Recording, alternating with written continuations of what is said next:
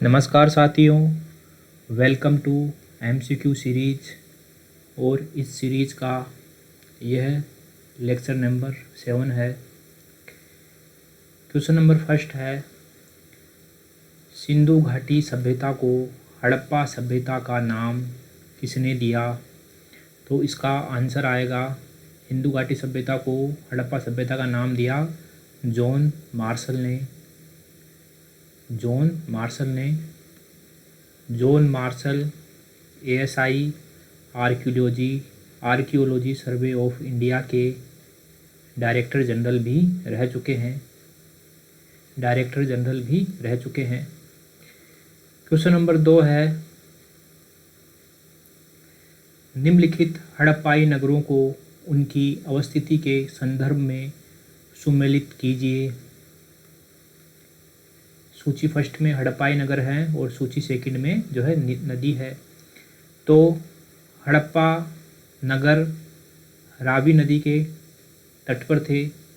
हड़प्पा नगर रावी नदी के तट पर था। मोहनजोदड़ो था सिंधु नदी के तट पर। कालीबंगा था घग्गर नदी के तट पर। और लोथल था भोगवा नदी के तट पर। तो देखते हैं, ए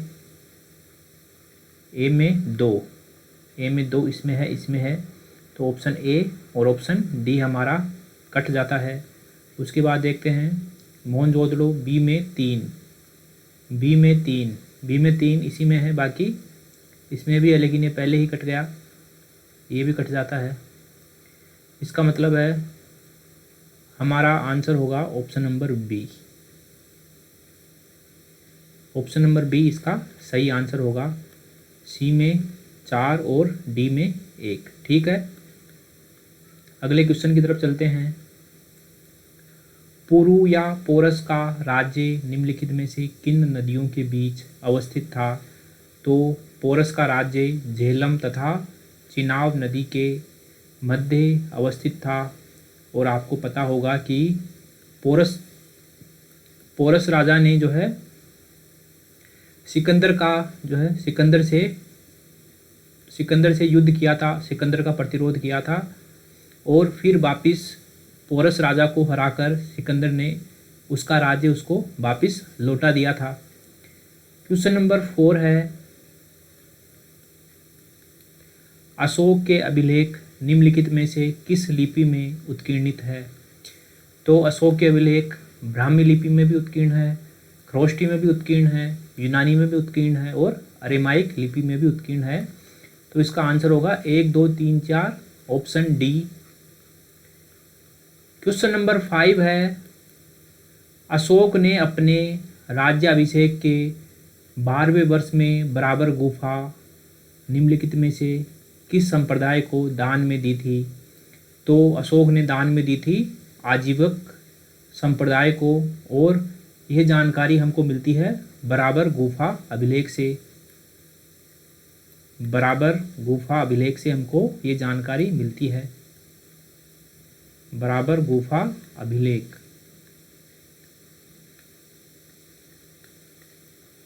अगले क्वेश्चन की तरफ चलते हैं। क्वेश्चन नंबर 6 है, अशोक के काल में पाटलिपुत्र में निम्नलिखित में से किसकी अध्यक्षता में तृतीय बौद्ध संगीति संपन्न हुई थी? तो इसके क्वेश्चन के आंसर जानने के लिए हम थोड़ी सी जो है इन्फॉर्मेशन जान लेते हैं। प्रथम बौद्ध संगीति महाकश्यप की अध्यक्षता में हुई थी। महाकश्यप की अध्यक्षता में हुई थी और ये हुई थी राजगृह में।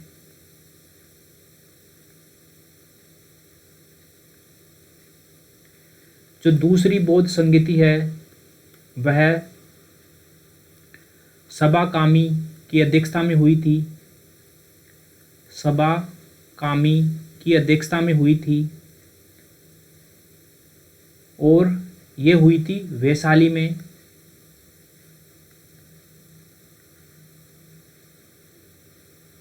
और इसको इस संगति में महत्वपूर्ण भूमिका किसने निभाई थी? कालाशोक ने। कालाशोक।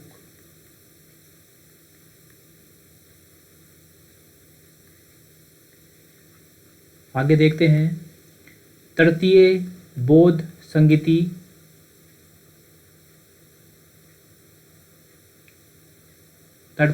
संगति की अध्यक्षता की थी मोगलीपुत्र तिस्स ने।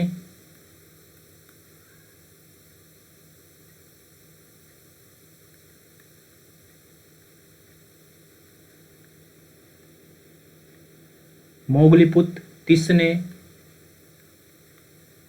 और ये कहाँ हुई थी?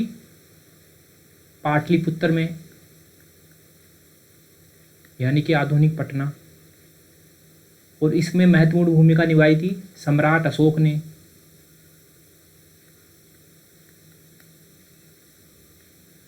चौथी बौद्ध संगति की अध्यक्षता की थी वसुमित्र ने। और ये कश्मीर में संपन्न हुई थी, कश्मीर में। और इसमें महत्वपूर्ण भूमिका निभाई थी कनिष्क ने, कुषाण शासक कनिष्क ने। ठीक है, तो हमसे क्या पूछा गया है? हमसे पूछा गया है अशोक के काल में पाटलिपुत्र में निम्नलिखित में से किसकी अध्यक्षता में तृतीय बौद्ध संगति हुई थी? तो तृतीय बौद्ध संगति मोगलीपुत्र तिस्स की अध्यक्षता में पाटलिपुत्र में हुई थी और अशोक के काल में हुई थी। तो इसका आंसर आ गया मोगलीपुत्र तिस्स। आगे चलते हैं, क्वेश्चन नंबर 7 है, निम्नलिखित में से कौन से कथन सत्य है? बाणभट्ट ने पुष्यमित्र को अनार्य कहा है, तो ये कथन सही है।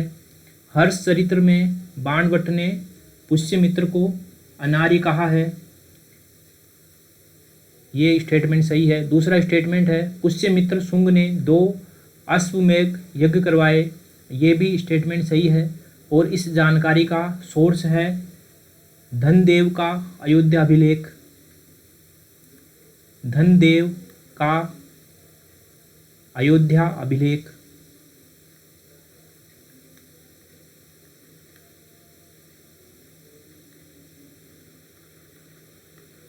अयोध्या अभिलेख, धनदेव का अयोध्या अभिलेख। तो इसके दोनों स्टेटमेंट सही हैं, तो इसका सी ऑप्शन सही है। अगला क्वेश्चन है क्वेश्चन नंबर 8, निम्नलिखित में से कौन से युग्म सही सुमेलित हैं? रचना का नाम दे रखा है और इधर लेखक का नाम दे रखा है। पहली रचना है गाथा सप्तशती और इसके लेखक का नाम है हाल, तो ये सही बात है। हाल एक सातवाहन राजा थे और जो गाथा सप्तशती है यह प्राकृत भाषा में लिखी हुई है, प्राकृत भाषा है इसकी, तो ये सही है। दूसरा है बृहद कथा और इनके लेखक हैं गुणाढ़े, तो जो ये है ये भी सही है। तीसरा है कातंत्र और इनके लेखक हैं सर्ववर्मन, ये भी सही है। और जो कातंत्र है ये संस्कृत व्याकरण है, संस्कृत व्याकरण। तो इसमें तीनों ऑप्शन, तीनों स्टेटमेंट सही हैं, तो तीनों है डी में, तो इसका डी ऑप्शन सही होगा। क्वेश्चन नंबर 9 है, मौर्योत्तर कालीन धर्म के विषय में निम्नलिखित में से कौन से कथन सत्य हैं? भक्ति की अवधारणा का विकास हुआ, सही बात है। मौर्योत्तर काल में जाकर भक्ति की अवधारणा का विकास होने लगा था। दूसरा स्टेटमेंट है अवतारवाद की परिकल्पना का विकास होने लगा था, सही बात है। एक ही ईश्वर के जो है बहुत सारे अवतार उभर कर आने लगे थे। तीसरा है मूर्ति पूजा की परिकल्पना का विकास होने लगा था, ये भी सही बात है कि उस समय जो है मूर्ति पूजा की परिकल्पना धीरे धीरे विकसित होने लगी थी। और चौथा है आर्य देवताओं के समानांतर गैर आर्य देवताओं की भी स्थापना हुई, ये भी सही स्टेटमेंट है। तो इसका आंसर आएगा option number D, 1 2 3 4। Question number 10 है, चारवाक दर्शन के विषय में निम्नलिखित में से कौन से कथन सत्य हैं। तो जो चारवाक दर्शन है इनके संस्थापक अजीत केशकम्बली माने जाते हैं। अजीत केशकम्बली।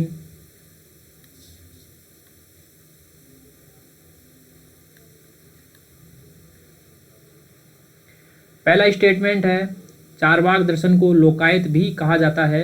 सही बात है, इसको लोकायत भी कहा जाता है। इस दर्शन को मानने वालों ने वेद एवं ब्राह्मण की सत्ता को अस्वीकार कर दिया। एकदम सही बात है, ये एक नास्तिक धर्म था। तीसरा, इनके द्वारा अनुष्ठानिक कर्मकांडों की आलोचना की गई। एकदम सही बात है। तो इसका आंसर होगा 1 2 3 option number B. Option number B. ठीक है साथियों, इसके साथ ही MCQ सीरीज का लेक्चर नंबर 7 यहीं समाप्त होता है। मिलते हैं अगले लेक्चर में, तब तक के लिए थैंक यू वेरी मच।